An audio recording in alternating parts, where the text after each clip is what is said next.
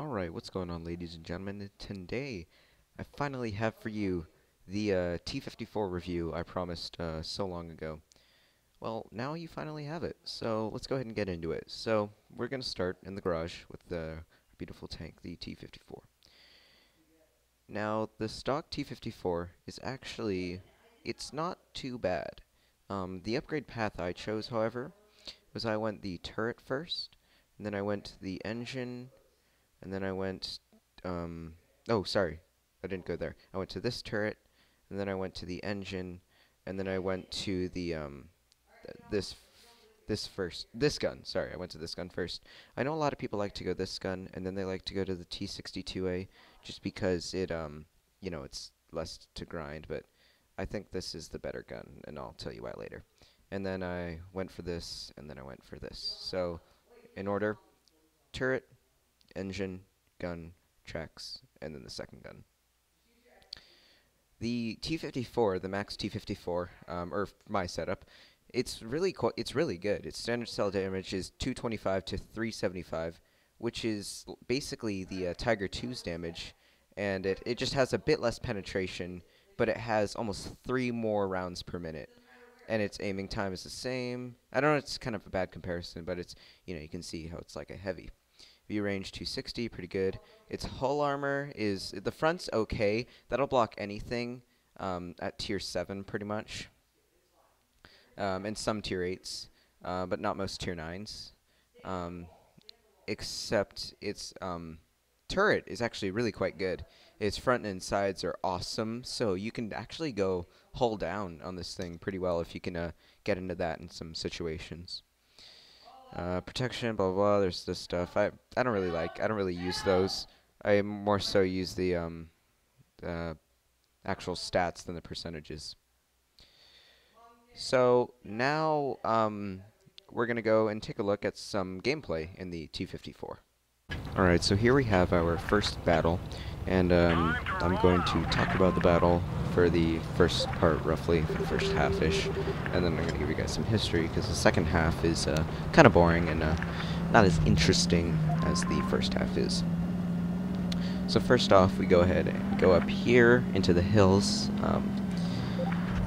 with my friend American Hellcat, and I like to go hills with the T-54 because it just leaves so much room for this thing to move around, and then you can, if you're in a tight situation, you can just drop in on the city and, flank behind the enemies that usually go there. So, I come up here and I see a Conqueror.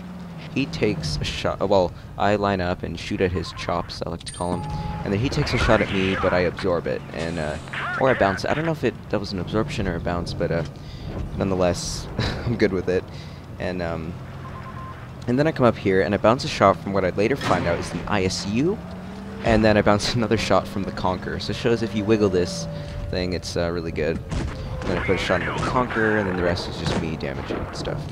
So now I'm going to give you guys a bit of history on this tank.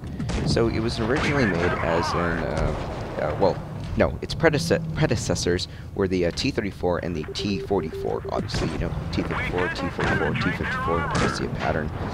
And basically, this was made in response to the ever-advancing German tanks. The T-34 would do well against the Tiger 1, but the Russians wanted to just completely dominate the field. So production started for the T-44, and then the T-54 came towards the end of World War II.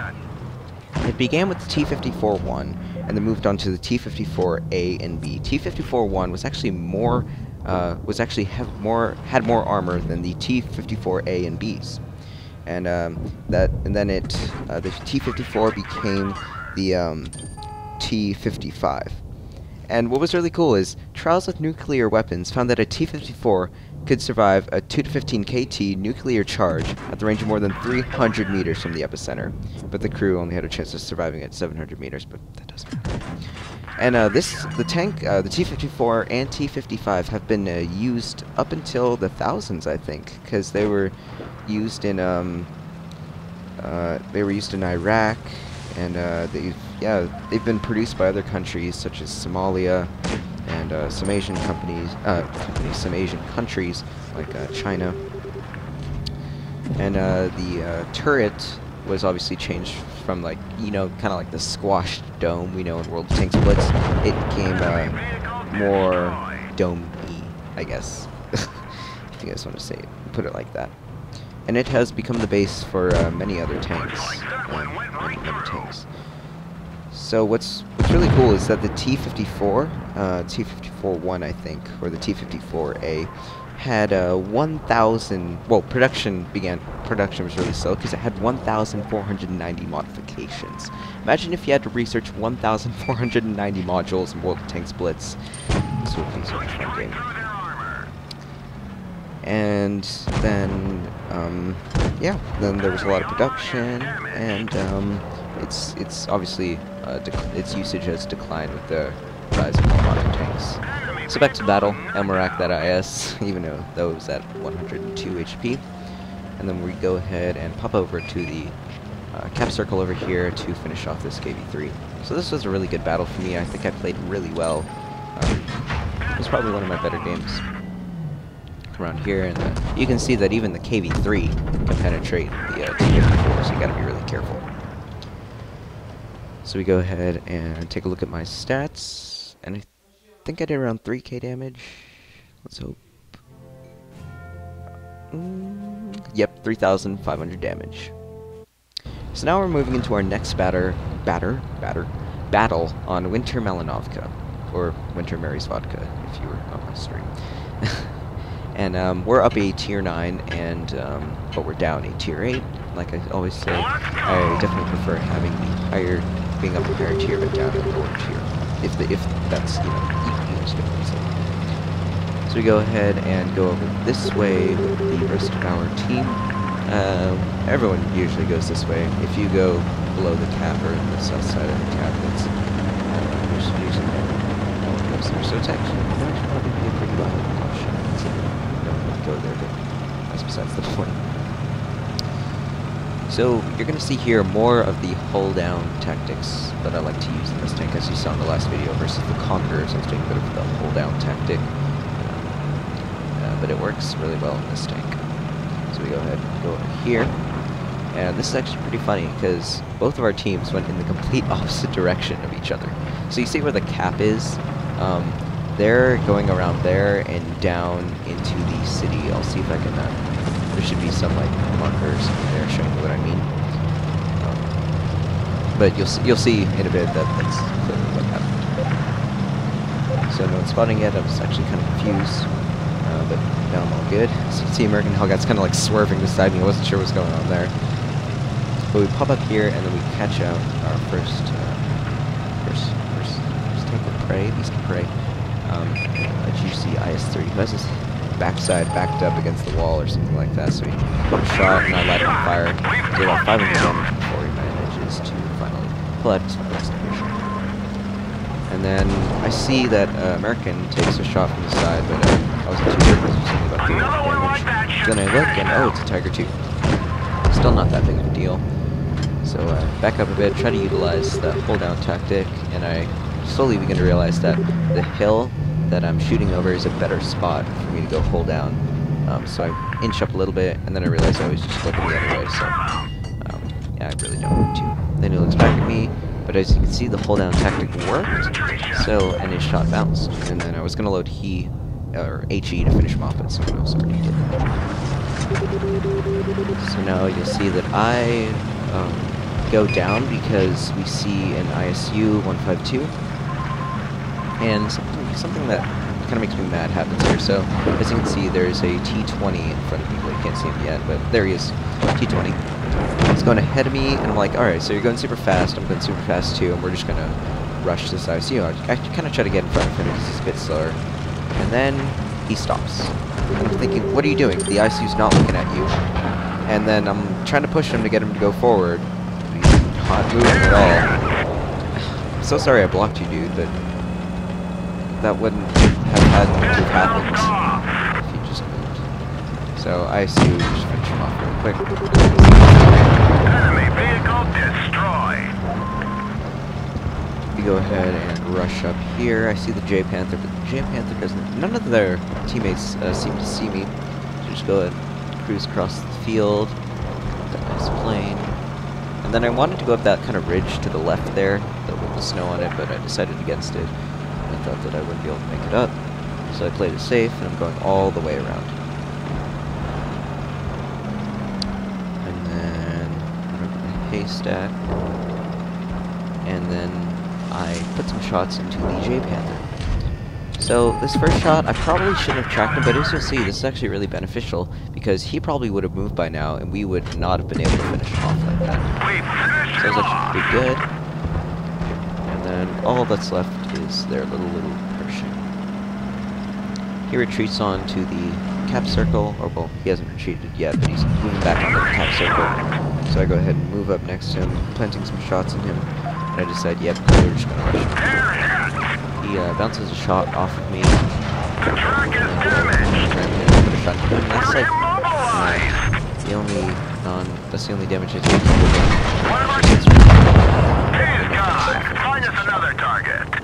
So now I'm going to show you guys an armor inspector and what equipment you should use for this tank. So then we have my stats. Yep, not as good as the last game, but still very good. So now let's take a look at it in Armor Inspector, and you guys are going to get to see what equipment you should use for this. So stick around. Alright, so here we are in Armor Inspector, and we can see its collision areas and stuff. So, as you can see, just collision stuff. This is where it's most armored, around the front. And then the side is also pretty well armored, and it is quite round, so you're going to have a pretty hard time hitting this. This part is kind of easy to hit, just because of the low level of armor, but it's angled, and it's not angled as well as the front. And I don't think you can hit those. Well, it's 130 millimeters anyway. 200 millimeters around here, and then the gun is 40 millimeters, so you can knock out the gun pretty easily. So let's go ahead and take a look at the crew.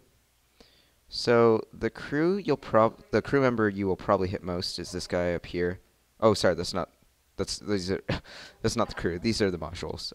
This is where you'll light it on fire. That you'll often get lit on fire pretty quick. Not super easily, but easier than other tanks and such, just because it's so far forward and it's not behind, the best armor. It's only behind 120 millimeters, but it's sloped very well. So if there's someone above you, then it's going to be pretty easy for them to light you on fire. Next, we'll look at the crew, and up here we have the driver. He'll obviously get knocked out more than others, just because he's under less armor. Then we have the gunner here, commander, and loader. And then the other modules, I guess I'll show you guys. Ammo rack. Here's more ammo rack. The engine, fuel tank, yeah, more ammo rack, and there's everything. So now let's go ahead and move into the armor penetration.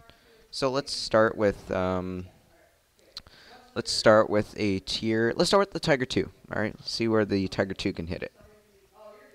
Alright, here. These are from World of Tanks, so it may be a bit different. I don't know. And so here's the level 9 gun. Tier 9 gun. So here. Okay, so 100 meters. As you can see, if you're facing it straight on, you're going to penetrate this, most likely. And if you go up a bit more, it's going to be even easier.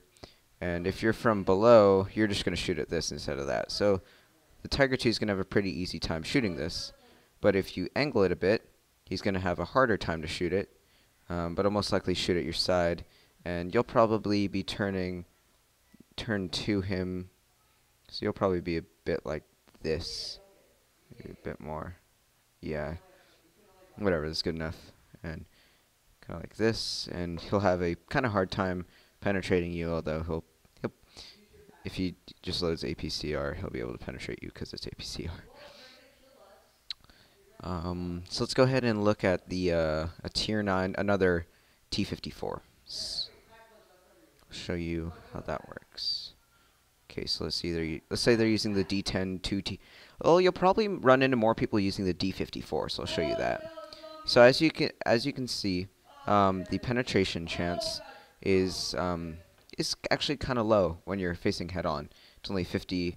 If okay, so if you're like straight on at them, then it'll be about 74%, or more like 56%. And then obviously your turret won't be like that when you're facing them head on. It'll be more like that, so they won't be able to penetrate it. But if you go to the side a bit, it'll be much harder for them. Now they only have about a 50% chance, and then over here there's just no chance unless they know to aim down here, and it'll be pretty hard because I think your tracks will absorb that. So you just want to go like this a bit, and it's only 50% chance and 60% chance down here. So here we go. In 3 shots, this is what'll happen. As you can see, they'll probably knock out your engine, hit your fuel tank, and like I said before, they're going to hit your, I think that's the driver. Yes, your driver. So now let's go over what equipment I would suggest. Alright, so here we are back in our garage, and now I'm going to show you what ammo, what equipment, and what consumables you should equip while using the T-54. So let's hop right into the consumables. Now, this is what I use since I'm more comfortable with the tank than you'll be when you're starting out with it. I like to run a repair kit, multi-purpose kit, and an extra rations kit. You'll find that later you won't need adrenaline because you'll be placing shots better, getting circle of deaths better, knowing where to shoot people, you'll know everything about the T-54, and you'll prefer the all-around buff more than just the situational buff. But when you start out, obviously when you're getting a hang of the tank, and maybe this is if you have like 1,000,000 credits like I do, and you're willing to spend a bit more credits in the beginning when you don't know what you're doing, if you're willing to spend more credits, go repair kit, multi-purpose, and adrenaline. But if you don't want to spend too many credits, I like just to do the main 3.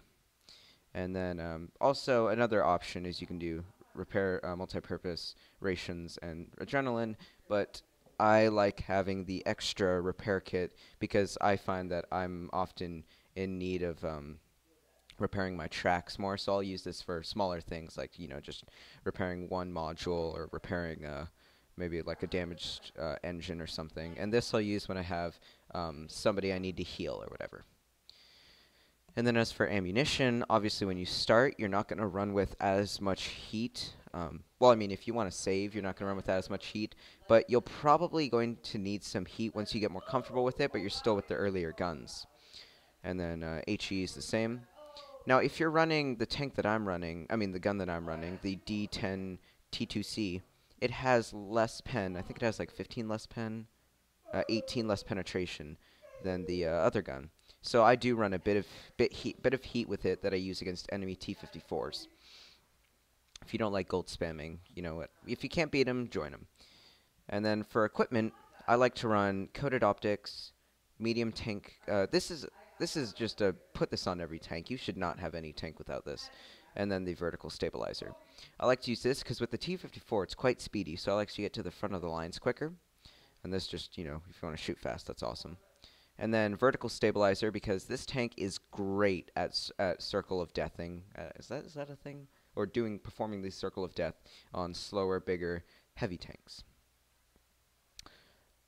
Thank you guys so much for watching this tutorial. I really do hope you guys, or more of a guide, I guess, I don't know, or a review, let's put it that way. I really do hope you guys enjoyed this review of the T-54. It is an amazing tank. I actually have not unlocked the T-62A yet, but I have had such a great time in this tank. My stats may not completely reflect it, but I think I've done fairly well. Obviously I've done more battles than my 100 battle mark or whatever I said before, but I've done okay on this tank. Got a bunch of brothers in arms and top guns, and I've got an ace tanker mastery bash, and it's my highest XP earning tank ever. So that's pretty cool. So once again, I hope you guys enjoyed this video, and thank you all so much for watching, and be sure to stick around, watch some of my other videos, and yeah, have a good day, or night, or evening, or wherever you are. Thanks guys, bye.